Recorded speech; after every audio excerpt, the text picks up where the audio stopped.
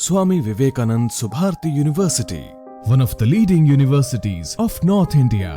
250 acres campus, 220 plus professional and vocational programs, 20,000 plus students, state-of-the-art infrastructure. Come and give wings to your career with Swami Vivekanand Subharti University, where education is a passion. NH58, Meerut, Delhi, NCR. स्वागत है आपका news निवारण TV पर। इस वक्त देश भर में हल्ला मचा हुआ है।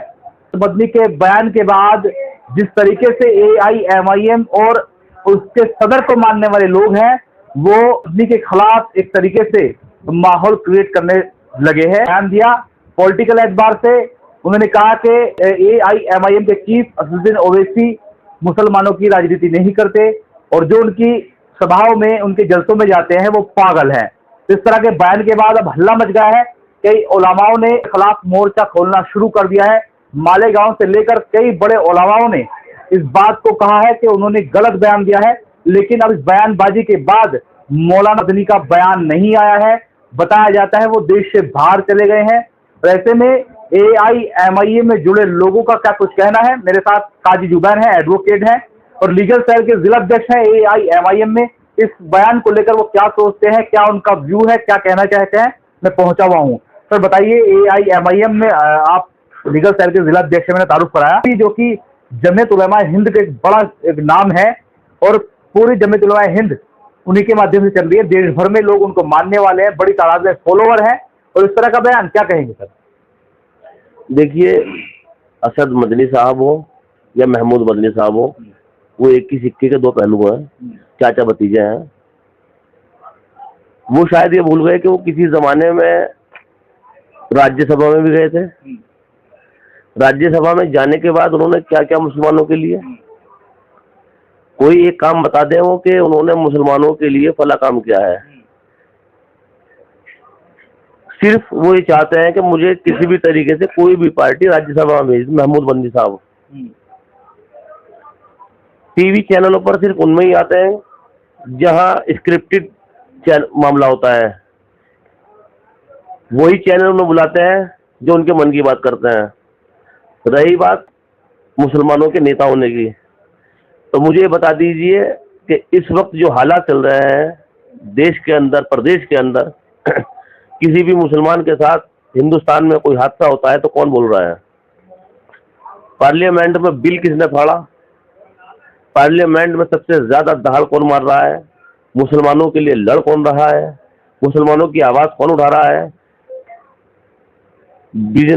उत्तर प्रदेश के बिजनौर में मामला होता है तो हैदराबाद में बैठा हुआ आदमी पार्लियामेंट में बोलता है। बाबरी से लेकर के दादरी तक कोई भी मामला मुसलमानों के साथ होता है, कौन बोलता है? महमूद मदनी साहब या असद मदनी साहब कहाँ चले जाते हैं? क्यों नहीं बोलते वो लोग? क्या ये जिम्मेदारी सिर्फ बैरिस्टर असदुद्दीन ओवैसी साहब ने ले रखी है? अरे तुम्हारे सीने में भी तो दिल है, तुम भी तो उसी कलमे को मानते हो जिसको बैरिस्टर साहब मानते हैं।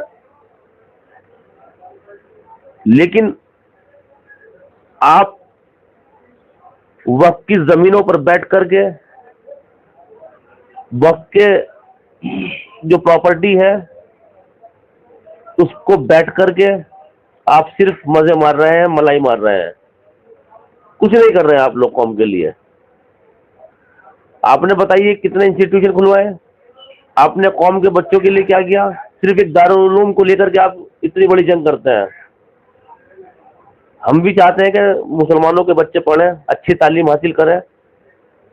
आप दीन के साथ साथ दुनिया की तालीम भी तो दी है वहां पर। आप आज तक अपनी डिग्री को इस लेवल पर नहीं लाए कि वहां का पढ़ा हुआ बच्चा अगर कोई गवर्नमेंट जॉब निकले तो वो वहां अप्लाई कर दे। आपकी डिग्री सिर्फ दीन तक रह गई है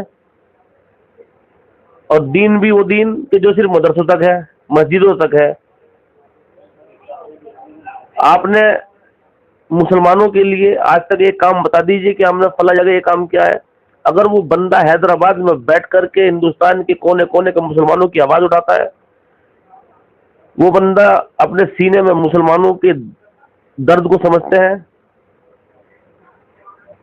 तो क्या ये बुरी बात है? क्या ये गलत बात है? आप कभी कहते हैं कि वो मुसलमानों के नेता नहीं है? अच्छा बताइए मुझे, उन्होंने तो कहा कि आप लोग उनकी सभाओं में जाते हैं, आप पागल हैं? आप भी पागल हैं? वो जब जैन चौधरी की सभाओं में जाते थे क्या वो पागल थे? महमूद मदनी साहब जैन चौधरी की सभाओं में जाते थे, राज्यसभा में ही पहुंचे वो पागल थे? अरे ये हमारा अपना दिल का मामला है, हम किसे पसंद करें, किसे चुने,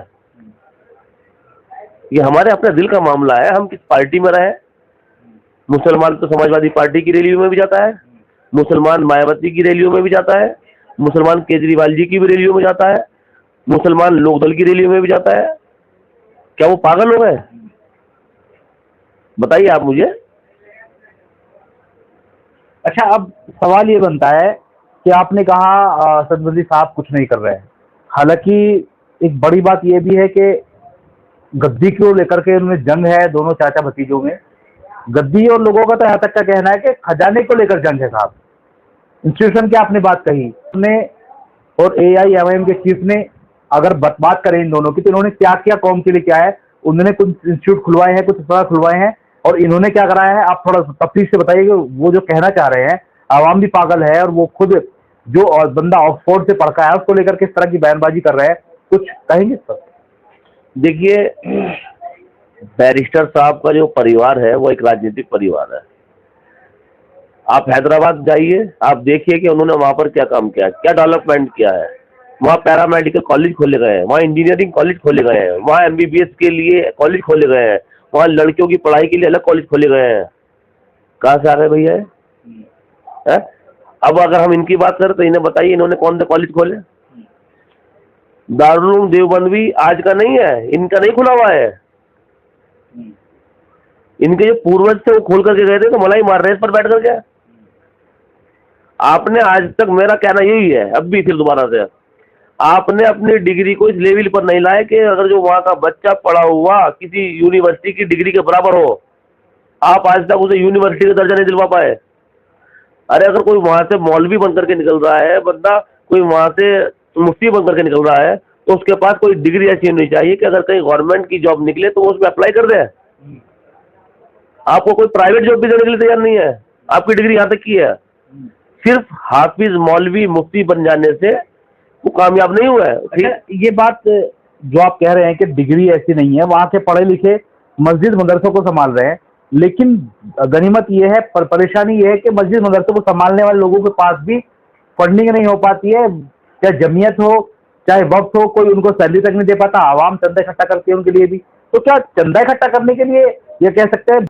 अब ये सवाल तो आप उन्हीं से कीजिए, महमूद मदनी साहब से और असद मदनी साहब से, कि उनकी डिग्री इस लेवल की क्यों नहीं हुई। आप सिर्फ मस्जिद और मदरसों तक ही होकर रह गए, ये सवाल आप उनसे कीजिए। जानकार तो ये भी कह रहे हैं कि उनसे पूछा गया साहब आपने ये बयान क्यों दिया, तो जानकार जो हमारे सूत्र है उन्होंने बताया कि उन्होंने ये कहा कि मेरा व्यक्तिगत बयान है। एक इस तरीके का बंदा जिसको पूरी दुनिया फॉलो करती हो, दुनिया में इस्लाम को मानने वाले फॉलो करते हो, इतने बड़े चैनल पर बैठकर व्यक्तिगत राय इस तरह की दे सकता है क्या? ऐसा कुछ आपको लग रहा है कि क्या है इसमें, क्या झोलमेल है, कुछ कहीं से कुछ समझ में आ रहा है?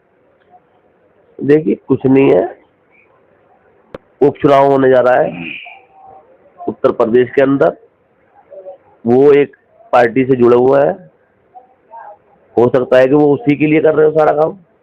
अच्छा, आपका ये कहना है कि वो उपचुनाव लड़ना चाह रहे हैं? हो सकता है, पिछली बार भी इनमें कुछ जंग चली थी कि अपने किसी रिश्तेदार को वो टिकट दिलवाना चाह रहे थे, राज्यसभा में भिजवाना चाह रहे थे, नहीं मिला उन्हें।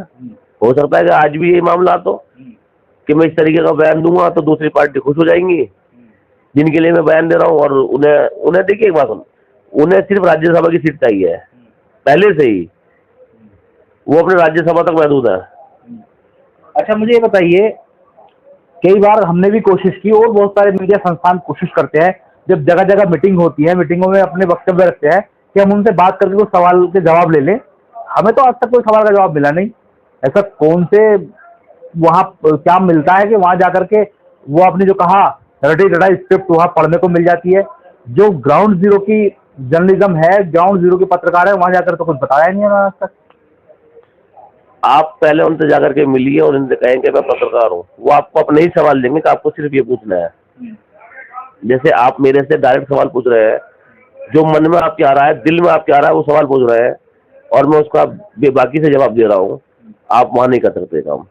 अच्छा, आप वकील होने के साथ साथ काजी फैमिली से बिलोंग करते हैं, काजी एक बड़ा नाम है, तो मैं ये जानना चाह रहा हूँ कि जिस तरीके से मस्जिद मदरसों में जो इस्लाम को चलाने वाले लोग हैं, इस्लाम का प्रचार करने वाले लोग हैं, उनकी सैलरी तक लोग नहीं दे पा रहे हैं।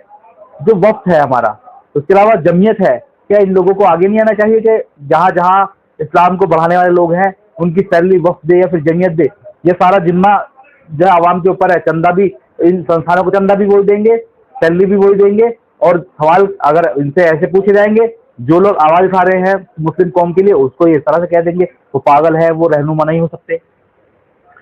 देखिए, वक्फ बोर्ड के पास पूरे हिंदुस्तान में इस वक्त इतनी प्रॉपर्टी है कि वो चाहे तो वहाँ डिग्री कॉलेज खोल सकती है, वहाँ इंटर कॉलेज खोल सकते हैं, लड़कियों के लिए अलग से इंतजाम किए जा सकते हैं, मस्जिद मदरसों में जो इमाम है, पढ़ाने वाले हैं, टीचर है, उनकी सैलरी दे सकते हैं।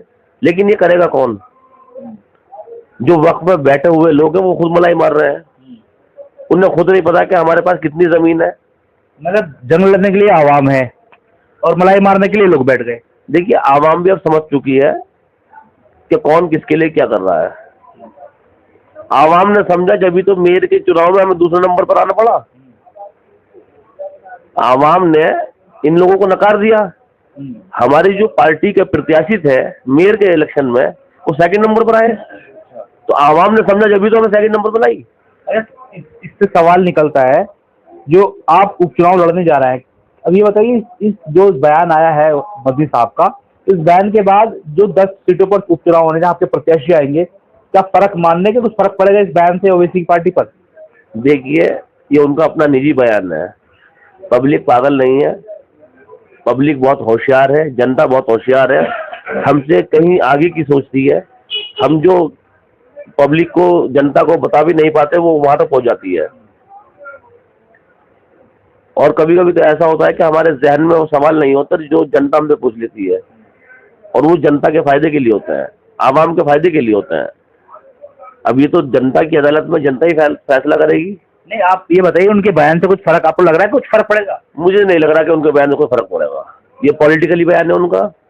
हो सकता है वो कहीं से टिकट मांग रहे हो, वो चाह रहे हो कि मुझे कहीं से टिकट मिल जाए इस बयान के बाद, वो कहीं राज्यसभा में जाना चाहते हो, विधान परिषद में जाना चाहते हो सकता है। ये उनका अपना निजी मामला है, अपनी निजी राय है, लेकिन मुझे नहीं लगता कि उनके इस बयान से आवाम में कोई फर्क पड़ेगा।